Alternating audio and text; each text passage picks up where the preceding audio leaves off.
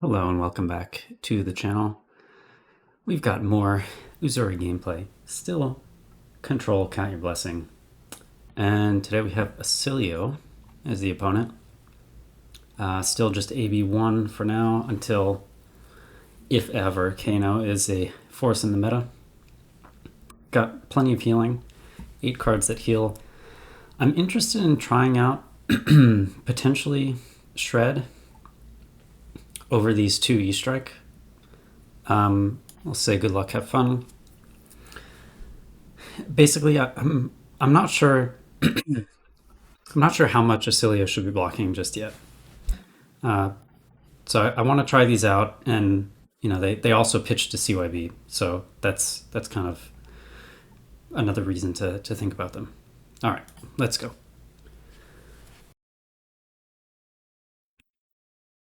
Starting out with an isolate, I think is pretty solid. Yeah, so I'm just gonna throw a dagger and then isolate into one of these double troubles. They have a few extra cards in deck, which is interesting. Maybe they do have some defensive tools. I know some are trying to play D-Reacts, just kind of as value cards that can protect some of their combo lines. And in general, I would say against Oscilio, you want to be pretty conservative with your own life total. They have a lot of Tall Arcane that they can do with Volzar, so if they do have some D-Reacts, and I'm mostly blocking, then that could work out for me. But we'll see. We'll see what they're up to. So here I'm just going to go for the yellow double trouble instead of the red. And the reason for this is not something super intuitive. Like, I've had to learn it over several games with the deck. But basically, if you are trying to play around a D-React, maybe play around is the wrong word. If you expect your opponent could have a D-React, the higher base power on the red double trouble is relevant for connecting with it, getting the on hit, and we're also on some Spike with Blood Rot in this deck. I'm pretty sure in this matchup we're on it. I could be wrong about that. Let me actually I'll just double check the sideboard here, and we'll see what I've done. Okay, no, we actually side out a lot of the attack reacts, so my point is not as relevant. But anyway, in many games I've played, oh, what? Are they just passing? That's strange. Maybe their hand had no attacks? Huh. Okay. In any case, I've had several games where the extra power on double trouble red has been relevant over the yellow, and honestly, the yellow is looking a little suspicious to me in the list at all. I know it's good into fatigue type strategies, decks that are trying to go even slower than us, but yeah, I'm not sure it's worth it just yet. This turn, I think I'm just going to try to resolve the Surgical Extraction, Arsenal, Fate Foreseen. I think the D-React and Arsenal is pretty important against a deck that's trying to spike all of its damage or most of it on one turn. So I'm gonna have the Fate Foreseen and Arsenal, and I'm gonna try to use it not just for value and to stop a big play that they have. That protects my life total a bit more in the course of the game. Like, the whole game plan is not to die to their over the top arcane. So here we are. I'm gonna swap in the surgical. All right, a D-React. So in fact, we're playing a little bit of a grindier game, and now I'm really curious why they no blocks. Like, I think they should have just sent arcane at me. That's pretty strange. Okay, Blast to Oblivion. Now, because I have the codex, I think it's pretty obvious to just use the Fate Foreseen and arsenal the codex. Oh, now I'm really happy I played the Fate, because this extra codex would have been very, very clunky in the hand. My turn is just going to be cast both of my healing cards and pass. So yeah, I'm a little bit confused about the stance that my opponent is taking. They're playing kind of anemically, not presenting much damage, and if my game plan is to heal and remove all of the threats from their deck, the game plan that they've presented so far is not going to work. They need to be a bit more consistent with the damage, I think, or I'm just going to mill them and find all my healing with much time on my side. This is interesting. I've come up with this type of situation before. Gone in a flash with Go Again. So they played the Sigil on my turn to give a Go Again. I'm gonna take this, I think, and just kind of see what the rest of their hand is doing. I expect this to get bounced, and then I'll block with CNC on it again the second time around. In any case, I've come up with situations like this where I kind of juiced myself a little bit. They just had a blue and pitched to that. Where and again, so okay, let me fully explain the conundrum. I have a double trouble, well, a stealth card, I should say, a blue stealth card, and a Justinic, and a CNC specifically. And it's like, do I care more about the arsenal disruption or the damage and the mill? In this case, I think the value is going to be way too high on the double Justinic play to not do it. So probably I was justified in just blocking the CNC there. As it stands, I'm going to lose 2 HP on the exchange for not respecting a tall arcane spell, simply following the Gone in a Flash. And in some way, I really was still just caught in two minds of like which play is actually better. If I go for the CNC line and they have a D-React, that's like pretty annoying, and it would have left me with probably a Justinic, if not 2 in hand, if I had gone for that. So it's tough. This deck is really does tax your assassin decision-making skills. I think what would have improved the calculus for me quite a bit is if I had a good codex target, which I don't. I mean, basically the only one at 0 cost would be Leave No Witnesses. If I have a good codex target, it's pretty clear that I can just keep the double trouble Justinic play. There's no way they can block it out. Use my black text for codex, and then I have the CNC in my hand doing nothing. I could like safely block with it. And there's no, nothing that says I have to use the black text as well. If I take that line, I'm converting all the cards in my hand here anyway. But it just would have been enough added information about the game state that blocking with the CNC would have been pretty obvious. This is maybe an interesting gameplay element about Oscilio is because they have all the instant speed effects, because they have arcane that always comes at the end of their combat chain, if you will. As I remove 4 cards from their deck. Because their arcane always comes at the end, you are sometimes left in this guessing game of like, what exactly is the Oscilio holding? So I wonder if you could build him, or I'm not sure he is a he, or what, like he's a celestial object. I'm not sure if you can build this thing to really mess with the opponent's mind, but maybe there's enough trickery in the lightning card pool and and in Wizard.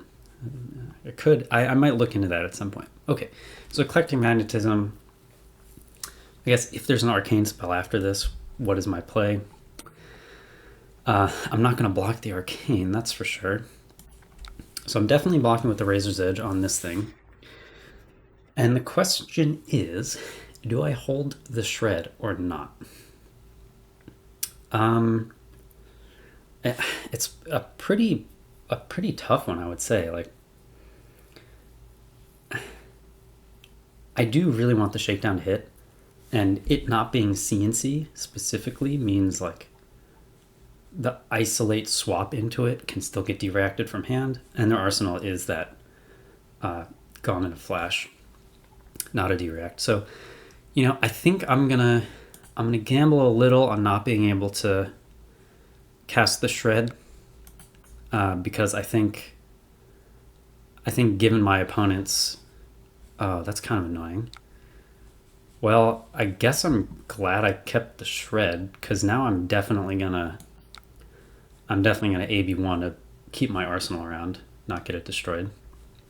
Okay, man, look, I'm telling you, Oscilio has some mind games going on because of this Destructive Aethertide and Mind Warp itself, which also kind of has an on hit, if you will. You're kind of, you have to maybe predict which one they're holding before you decide your block on the physical damage. I wonder if you can leverage that gameplay as Oscilio. Like maybe you only play one or two of each of these things because they're kind of clunky unless you combine them with specifically a bunch of lightning cards. I'm gonna think about which one to choose here. He's letting the on-hit connect before playing any instants. So I think that'll mean he's not holding like his powerful yellow lightning instant card. So I'm going to choose one. Wow, and I just got super baited. He actually does have the Sigil of Brilliance. Very interesting. I don't know how many levels deep he was going. Like, what if he just didn't think about playing the Sigil of Brilliance when the on-hit happened? Then, I just kind of get to take it because, he's a combo deck. I want to take his combo cards. So if he knows that I'm going to call yellow, he should play it out. But if he knows that I'm going to call yellow and then expects me not to do it when he doesn't play it out, then he went a level deeper than me, and I would have to go another one deeper than that to get there. Okay, so I think my line is going to end up being Codex for Weakest Link. Because at this point, the Codex is like, I want to get value from it. I know his hand is a bunch of instants and a random card. So unless he's drawn Arcane, I'm looking at this Gone in a Flash attacking a bunch of times through Lightning Greaves, and that's it. So I'm going to probably block 9 and then send Dagger Codex Weakest Link. Sure enough, there's the boots. It's kind of annoying that he did just kind of snap off the boots there. Like, I know his hand isn't going to convert unless he drew the spell, which means he probably has it, which is quite annoying. But what can you do? I'm going to defend my life total where I can. And maybe this is a decision point for me. Okay, never mind. We have full information now. He drew the sigil. So the decision point would be something like, oh no, now because of the hero power, now there's another random card. So anyway, if I don't have full information, I have to decide, like, is there a world where I play around Mind Warp and block another Gone in a Flash? So that's part of the Oscilio mind game, I guess. So the hand has Gone in a Flash and a random card. Because I'm pretty sure the Sigil of Conductivity, yeah, it was revealed on Shakedown. It's an eclectic magnetism. So I'm pretty happy just doing my line now. My codex is going to allow them back a magnetism, a blast to oblivion, or the gone in a flash, which I'm fine with.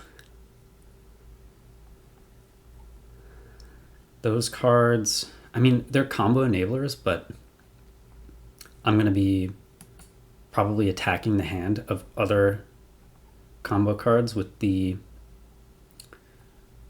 weakest link. So what I mean is, let's say they have some instance to potentially combine with Gone in a Flash, like if they can give it a go again, they'd have to play them out on my turn from the weakest link, else it discards them, so they don't get as many action points. And the same is true for Blast of Oblivion, so I guess they're probably going to take the Eclectic for this reason. Okay, yeah. So they're going to choose to bounce the Sigil to get an Embodiment of Lightning, which now means my Codex weakest link is probably going to do the thing that I just said. Is if they want to hold the instance, they either have to, well, there's no way they're going to be able to block this, right? Because Spider's Bite hit. So if they want to protect the instance, they need to play them on my turn. And when they do that, they are forced to magnetism instead of something like Gone in a Flash, because the instance would no longer be in hand, or at least one of them would no longer be in hand to bounce the Gone in the Flash. So I think this worked out okay. I am at 23, which is annoying. Like, a big Oscilio turn is much more than that. But the legs are already gone, so you know, I'm feeling pretty good at this stage of the game. Turn 6, I'm probably looking at Count Your Blessings coming up soon-ish. This is one of the really hard skills about Assassin that pretty much only takes, like, the only way to acquire it is just having reps. Is you're constantly trying to predict the cards left in your deck based on what you've seen, obviously, and this should inform your plays almost every turn. Okay, so he reveals a bunch of non-instant cards, which makes sense. Now his Eclectic Magnetism is going to get followed up by this Mind Warp. So he's going to go like pitch red to Magnetism and then Mind Warp me. Yeah, but then he has to pitch another red to the Volzar? That's kind of not good for him, right? So what's my turn? Yeah, okay, they're going back already because they just got totally messed up by the weakest link thing. Like that was, I mean, I don't usually harp on plays like this too much, but being able to kind of know ahead of time that this was exactly what the Oscilio had to do to interact with my weakest link is pretty important. Like, that tells you something about their game plan, that they had to actually go for the magnetism instead of Gone in a Flash. Like, they really are dependent on having the instant on their turn to like recur the Gone in a Flash and do like the silly damage. Without that Gone in a Flash recursion, they're just like, I mean, what are they? If they have a blue, his turn is a little bit better, but still, it's not great by any means. So what I think I'm going to do is I have a way to turn on bonds, but it doesn't give the power above 4. So I do just get dereacted into the bonds, which means I think I want to use that as a bluff. So I think what I want to do is take this magnetism, block 1 on his Mind Warp, and play the Count Your Blessing. And then I'll just present the bonds, have Sigil as my play for the turn, And if they block anything on this, I'm very happy. Oh, duh. Yeah, mine work for Spindle. That makes way more sense. Yeah, because they know they can just trade a card for a card. Pitching to Volzar, like getting the Mind Warp up to Surge.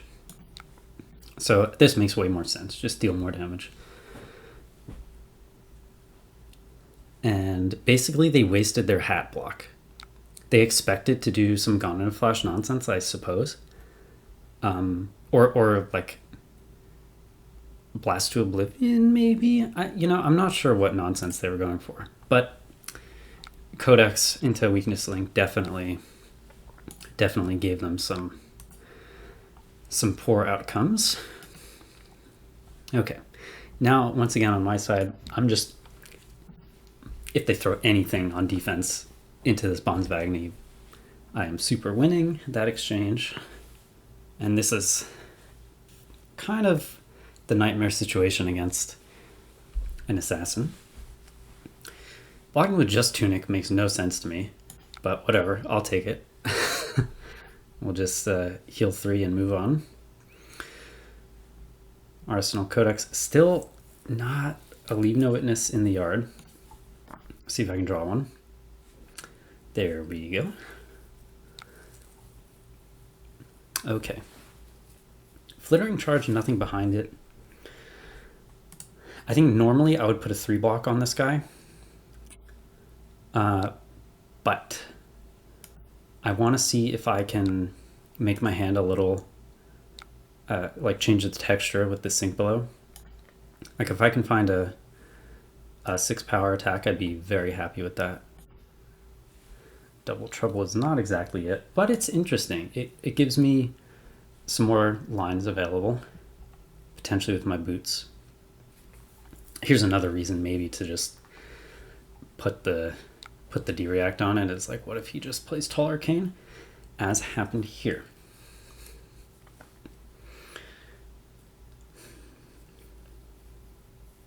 So I'm not going to block this. And what I'm going to try, okay, hear me out, is Spider's Bite to disincentivize a block with attack actions. And then I'm going to try to get my black text to work on this Double Trouble. So we'll see what happens. See what they choose to do. I think another viable line this turn would have been actually to sink the Leave No Witnesses, hold 2 blues, and then just, if they do the Tall Arcane, block 1 on the Tall Arcane, and then just do Dagger Codex. Okay, so this is interesting. They did give a thing. So my guess is there's a D-React coming, in which case I don't actually want to use the black text. I think this block is kind of strange if they don't have a D-React. So I'm just going to try to get it from them, and if not, whatever. That's fine. I'll just play Codex on the next turn. All right, got the D-React anyway. Strange that they let this resolve. Like, again, not really sure what's up with that. If their plan was to D-React, they should just do it every time before my ability resolves. Gone in a Flash comes in.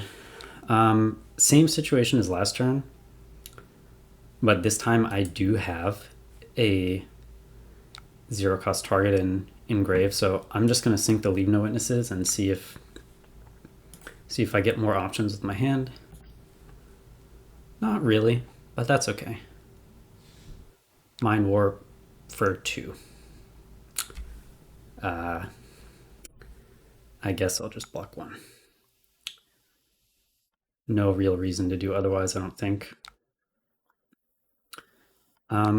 This is like a not really efficient play for me this turn. Like Codex makes it better, obviously, because it replaces itself. Ideally, in this situation, I would have drawn a Count Your Blessing. And then instead of the skill peeler, I'm healing 7 or no, 6 or 5 life, depending on the color. That would have been sweet. And then I think the game is pretty far out of reach for our opponent. As it stands, they pretty much have the same choices they did last time. I am going to weakest link instead of shakedown, because I think the on hit is pretty similar. Like it makes them choose a worse line either way, a worse line than what their hand would do with no disruptive effect coming in. And the benefit of doing weakest link is I get to keep my tunic counter. I don't have to pump it into Vambrace, or conversely, I get to keep the black tech. Okay, Sigil comes out. This is one of the ones they can have on this play. But even still, them casting it means they're not getting their flittering charge go again, which I'm happy with. Also, okay, gone on Flash Mind Warp, so their hand pretty much does nothing. Weakest link, I mean, Shakedown also does it, right? But weakest link having that reveal hand on hit kind of does do work against, an ambiguous hero, as I've already tried to describe.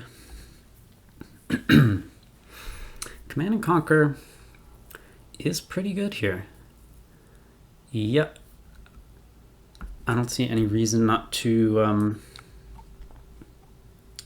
be sending Double Trouble Shred CNC. I'm gonna block with these just to give my opponent a little bit of a more incentivized block on the Double Trouble.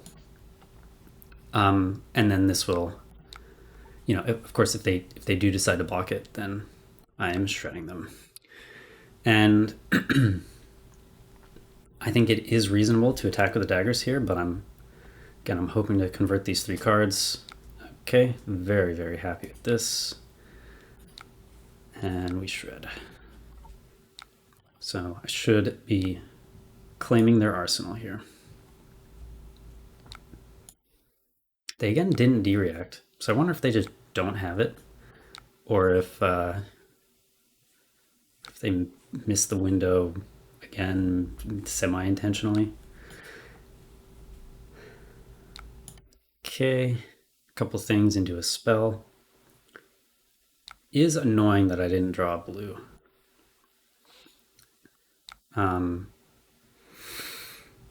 So I think what I'm going to do is just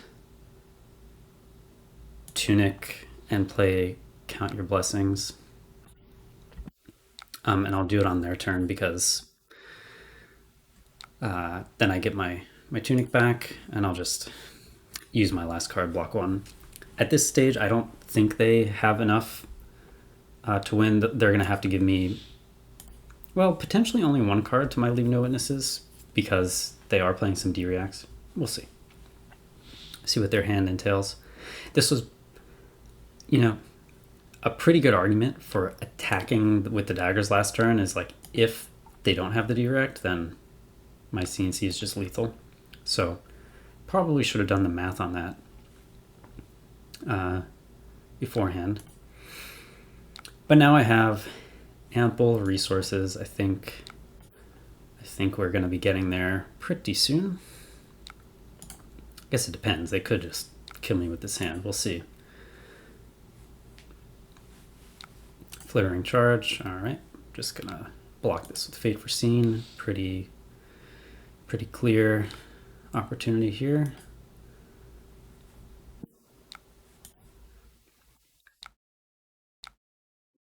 Persuasive. It doesn't really matter what I'm drawing at this point. I think I'd rather just dig the last couple healing cards in my deck. They have another instant, which is fine, and then just their Tall Arcane at the end, to which I will Cane Barrier 1 and heal back to a life total that is, again, pretty much out of a 3 or so card kill range from them. You know, they have to give up multiple things to this if they don't draw the D-React, which they do. Okay. I don't think their deck has too much gas left in it. We'll see. I could count, but I think we'll see in short order what's happening. Okay, found another healing card, which is great. I can also present 5 damage with 1 card on my next turn using Tunic Vambrace. So feeling pretty good about this game. Basically, I need them to not... I mean, they don't have any equipment. They can't, like, go crazy above with Gone in the Flash plays, so I'm feeling pretty good. I'm just going to block this with both of my defensive cards because I don't expect another attack with Go again here. We've seen they're not on, what's it called? Fry? Lightning Head Jab. Yep, sure enough. Just an Etchings plus the staff. And I will take the 5.